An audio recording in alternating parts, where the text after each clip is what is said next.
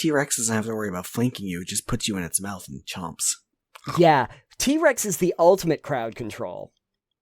Because you just pick everybody up with your mouth.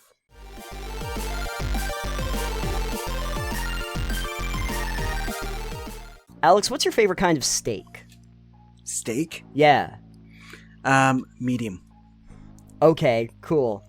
But I bet you didn't think it would be flank steak. No, definitely not flank. I've heard flank is, tough. Is it tough? I can't remember. Are we talking about food? No, we were going to talk about flanking mechanics, but I think that the wind just got taken out of my sails. Anyway, the point of the matter is, flanking is a mechanic in games, and I wanted to talk a little bit about it because, again, it is one of those mechanics that doesn't really get utilized as often as it does, maybe in wargaming more than RPGs. I think that depends on how your players decide to play. With a bunch of casters, definitely not flanking. Yeah. But a bunch of melee people, flanking tends to happen more often, and especially if you're doing a tactical game where you're using a grid. Sure, absolutely. One of the things that, from a technical standpoint, in case anyone's wondering, the art of flanking in a military sense is attacking your opponent not from the front, but from the sides or from the back. From multiple angles, typically. Yeah, usually pincer maneuvers, that kind of thing. It's usually, but it could be from one direction, but usually when we think about it, it's from multiple directions at the same time. And I've seen this in games too. I should make note that I think that there were flanking mechanics in a lot of RPGs. They had been a mechanic in Magic the Gathering. There were some... Yes, I was thinking that as well, because it used to be a mechanic. I think when you attacked with multiple creatures with flanking. Yeah, there were mechanics for that if you were attacking the same, or if you were defending, I think, against the same monster. Maybe that would make more sense. Yeah. I think it had something to do with how you delineated out damage to the monsters that you had. So that you could pull some aggro. I know that games like Baldur's Gate do include rules where if multiple people are flanking a target, you do get an attack bonus. So yeah, there's a similar one too where there are bonuses in Knights of the Old Republic 2, since I'm playing that with mods again. Well, yeah, that is a D6 based system. So. It is, but there is literally feats that you can take that add flanking bonuses. Normally you would not get them, but you can take feats to add to attack bonuses if you are attacking the same enemy as another player. But that is the general framework of it. It's not always utilized. I don't really think that in any time that I've played D&D, they've come into play.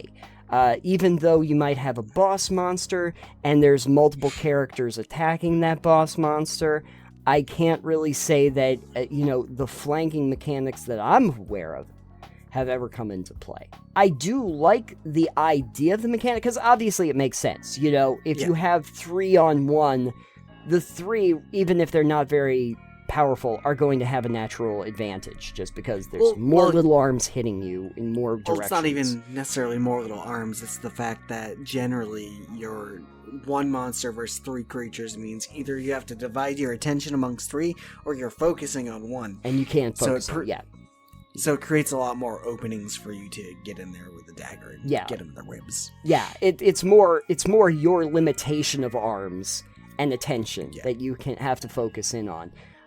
Because crowd control is something to consider when you have mechanics, but it's not something that your typical fighter that might be getting into melee range typically knows about. I think there might have been an archetype for the fighter in D&D that actually was tactical supremacy.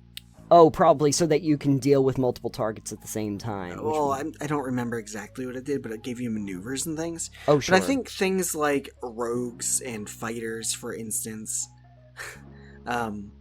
do have a good time if you can get them into flank, for instance, because it gives them a lot more opportunity to just go at the enemy without really them being able to stop them. Yeah. Side note, small arms like a T-Rex? Yes, absolutely. Thank you, Seagoat. Seagoat happens to be in the comments, and it was small arms like a T-Rex. Exactly. T-Rex doesn't have to worry about flanking you, it just puts you in its mouth and chomps. Yeah, T-Rex is the ultimate crowd control. Because you just pick everybody up with your mouth. This, by the way, is one of the reasons why casters are usually so in demand for a party, is because you can absolutely just, like, crowd control entire areas with, like, a fireball spell or something like that. And, route them. Can you flank with a crowd control? Or flank with a fireball? Wow. Could you flank with a fireball? I don't think that would work. I think fireball just goes everywhere. What about a creature with multiple arms? Like, multiple sets? Oh, can it flank? Can the creature that has multiple arms, your octopus, could your octopus end up flanking an enemy by itself? Maybe not itself in this case. We're going with just the idea of, not the actual octopus, but I think it'd be able to better defend against being flanked. I think there's, I might be getting the demon wrong, but a Merilith, which there's a multi-armed demon. It's got like 6 arms, kind of looks like a Shiva thing. Yeah. And it wields these big swords, and it's just like, come at you. And I remember there was a passage in one of the Drista Orden books that R.A. Salvatore wrote, where he's fighting a Merilith in the dark. Oh. Like magical darkness. So his dark vision, he couldn't see it. And essentially, this thing's got 6 blades, and he's able to keep up parrying all 6 of them and doing this blade dance while not being able to see at all, because Drist is just broken as a character. You know what would have really helped him out? Tremor sense. I think somehow he threw the demon off balance and was able to actually, like, murder it. Oh, well, that also works. Octoperson would be very useful at defending against flanking attacks, because you can just attack from all directions, so that would be helpful. But as far as I know, D&D has not included an octopus race or species you don't know for you that. to play as. Homebrew, you can homebrew it. I think that would be... they do. It's just a mind flayer, and it doesn't have multiple arms. It's got a little octopus-faced squid boy. I want the arms, though, so that I can hold multiple weapons. Okay, we're getting off topic. The topic at hand was flanking mechanics, and if we use them, which typically they don't really come into play with RPGs, even if the mechanics are there, how could they be used creatively? Well, if you do mounted combat at all, flanking comes in super handy, because you can just maneuver around and do the pincer movements, or you can do drive-by attacks at this point, ride-by attacks. Flanking could also be very useful if you're dealing with mounted combatants, because if you can get them from 2 angles, that would probably slow them down quite a bit, too. Oh yeah. Especially if you know how to set against a charge.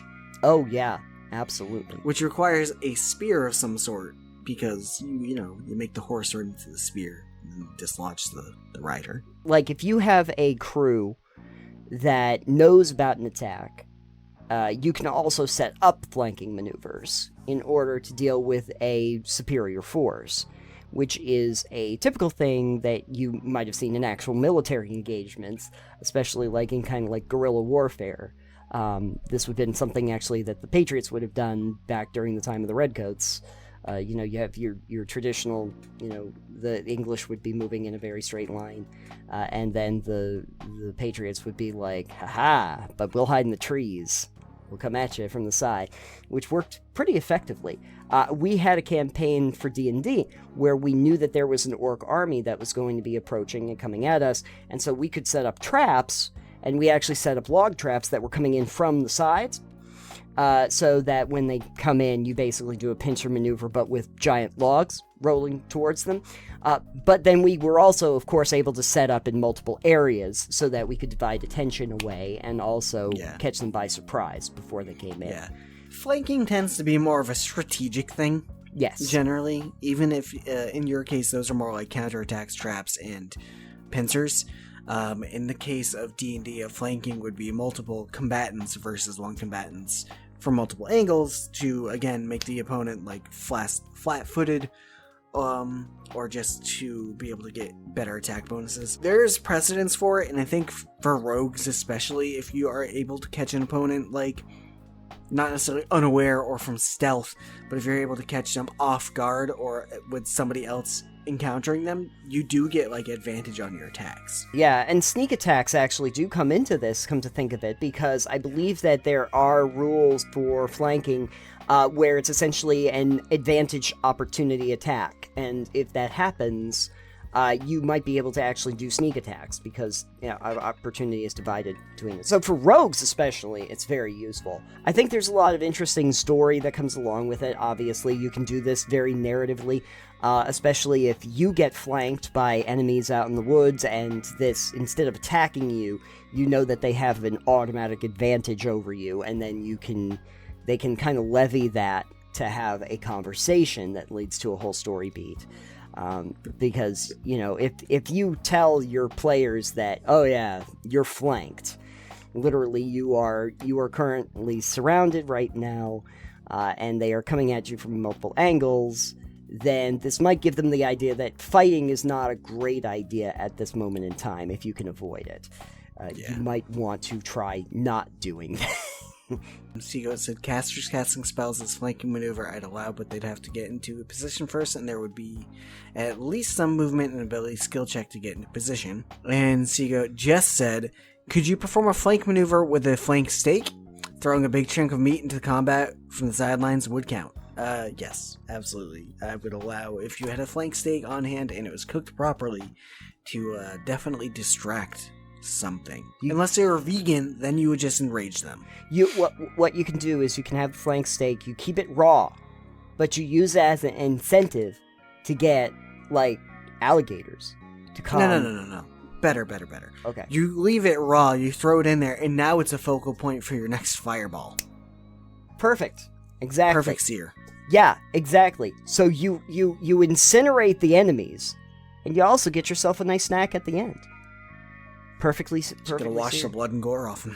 Yeah, absolutely. Just do not confuse your flank steak with the flank rear end of the enemy that you just charred. They may look the same because they're both burnt. That is true. That is true. But the thing that is surrounding them is not an au jus. No, it is blood. That is just blood. Everyone should know that when you get meat, there's no blood in it. This is true. One might be a bit chewier than the other. Yeah, that's probably true. Side note, my favorite thing is when people are like, oh, there's blood in this red meat when at the store or whatever. It's like, oh, there's blood dripping off it. It's like, there's not. Do you know how they butcher animals? Yeah. The first thing we do is you hang them up and you drain all the blood out of them. That's what an abattoir is. What is that juice? I can't remember what it is that actually It's a mix of like iron. Yeah, okay. And like hemoglobin. I think, a little bit, which is like blood, but like not. It's not really. Fat's part of that too, because the fats will start to render through, and yeah. I think a lot of it's just the iron content. Oh yeah. It's tasty. It is tasty. It is. What we know is that it tastes very good, and a fireball will get you there if you need to. Yes. Yeah. Also, red meat's not red. Naturally, without any coloration, it is gray. Which is why I don't mind when I have a little bit of a discoloration on a steak that I buy, because I know it's not supposed to be bright red. Good point. But if you want to make it bright red, they sell stuff for it. Sodium nitrate or celery salts will make it more red. All hail the fireball, solver of problems. I agree. This has gone from talking about flanking maneuvers to just talking about flank steak. Well, now I want a flank steak. I kind of also want a flank steak. I don't know if I've had a flank steak. No? I don't think I've had specifically a flank steak. Can we have a flank steak maneuver? Actually, the flank steak maneuver is where you're dealing with like a random encounter of a bunch of wolves, and you throw the steak at them, and you run away. Yep. That is a flank steak maneuver. Yep. We're gonna get back to flank maneuvers by coming in from the sidelines. We are. Do you think that setting up an encounter where flanking is going to be utilized by your enemies is something that you should prepare your party for? Prepare in what way? Let them know it's going to happen? Which would kind of defeat the whole purpose? Or here's what I'm trying to get at. Okay, because to that I would say no. I'm not going to let my party know it's going to happen. They have to figure it out. Let me put it to you this way. I wouldn't want my players to know that immediately anyway. But what I might want to do is, in similar fashion to let's say a Dark Souls, okay? No.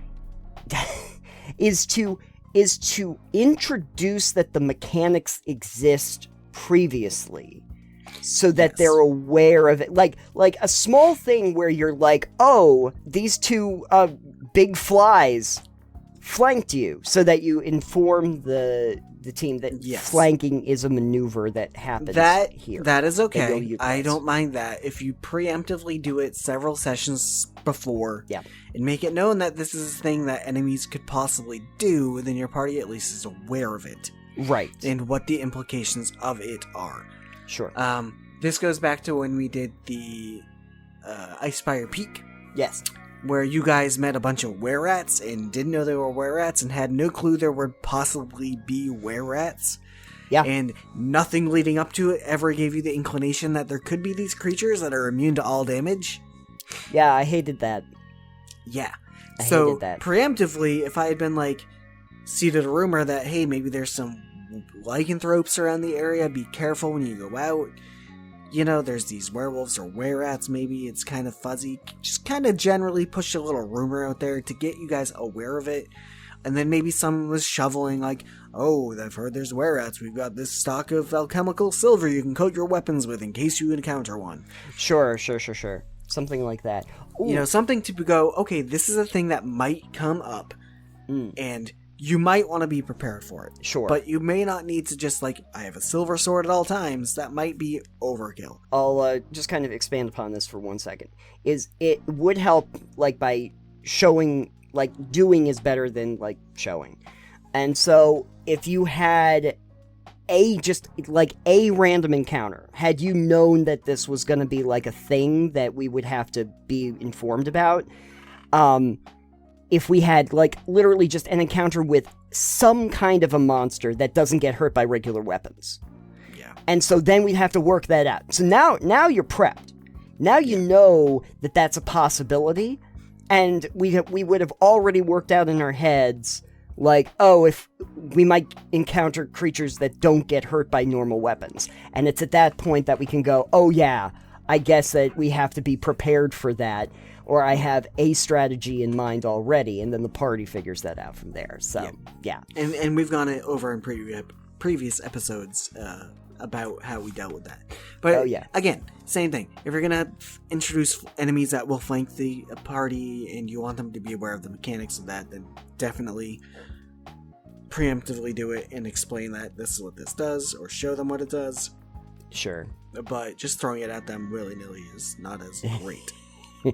Yeah, especially if it is one of these mechanics that doesn't really get utilized much in a regular D&D game. I rarely ever see flanking being used, even though you totally can, and it could be very interesting to do. Seago had said, I have used narrative flanking where it gave players a bonus as they described in detail how they were skirting around the combat action to come in on the side and try to blindside the enemy.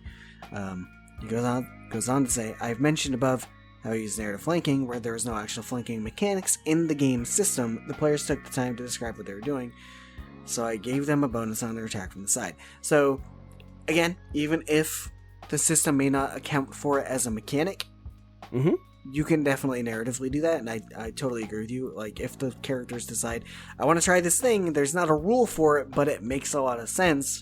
Sure. Kind of like called shots, where technically there's a rule for it, but it's not necessarily the greatest. But if you go, hey, I want to, like, slice somebody's hamstring, it's like, alright, you can technically do this, there's no rules against it, but there's not, like, a rule that goes, there's not going to be a rule for, oh, you sliced their tendon open or something like that. There's generally not those. Some grittier systems might have that, but, like, I'm going to slice their tendon open. It's like, cool, fucking make the roll at, like, a disadvantage, but if you make it, they're not going very far. Right. They're moving half speed at best. This is actually an interesting thing that you could do with flanking, I think, where you could have melee Cut their legs off? Yes. But you can have a melee combatant that's actively engaged, so you have your frontline fighters, they're dealing with an enemy. You have your ranged attacker that's able to maneuver around the back or side and do a ranged attack. And I think it's at that point where you have much better chance of actually being able to agree to the idea of something like a called shot. Because if your melee attacker is already in, like, a range where they're essentially, like, having a one-on-one, a ranged attacker that's coming in that is, essentially flanking, is going to have a much better chance at getting a specific kind of shot. So there's merit to that to a degree. Okay. And that is because generally in most of these games, even in like Warhammer 40k, you don't shoot into melee a lot of times. And I believe the rule in D&D, at least used to be, like, if you shoot in melee, there's a chance to shoot your ally. So the problem there being, alright, I'm going to make a more difficult shot and get negatives to it, where I also have a chance of shooting my ally instead of shooting the enemy. You go, okay, I want to do a called shot, and this guy's like, ephemeral artery or something like that. Okay, sure. Difficult shot, take the negatives for that, and if you miss by this much, then you're also having the chance to hit the other person in combat with them. So it's kind of a really much riskier thing than you might want to do, but if you're a really good crack shot, you might just try it. Sure.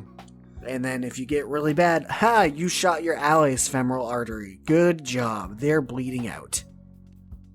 Yeah, you might want to do that. I mean, I guess I could see the same problem with melee on melee for flanking, because if you have two melee combatants, there is always the possibility that you end up hitting somebody else that's in combat that you did not intend. So I guess there's kind of like there's a potential disadvantage. That's actually an interesting idea, though, is if you had flanking rules and you have two characters that are on them, and then they do like a critical fail or something, that they end up hitting their ally instead of the enemy. You could definitely have it. They deflected it, and it sliced into your ally. Oopsies. Yeah. So hey, that adds a little bit of extra. Bit of extra weight. Yeah, a little bit of extra spice. Doesn't necessarily mean... I like the idea, though, of flanking just being an advantage on attacking, but not like a definitive one. That you have a better odds, but that it could still go very badly. And that's one of those ways that you can go very, very badly. Yeah, flanking rules... Flanking rules... Yeah, flank stakes rule. You should battle a giant flank stake. Perfect. You know what?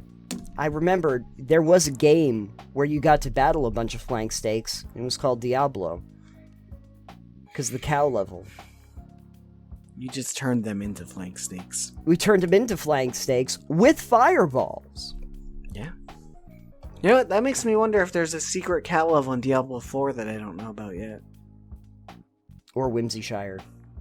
And I haven't looked into it. They've probably done something. Flank stakes do roll. Yes, they absolutely do. If you have used flanking in one of your games, please tell us how you utilized it, and if it worked out okay, and if you would consider doing it again. I do think that there's a way that it could go horribly wrong, but in general, it seems like a pretty good tactical way of dealing with combat.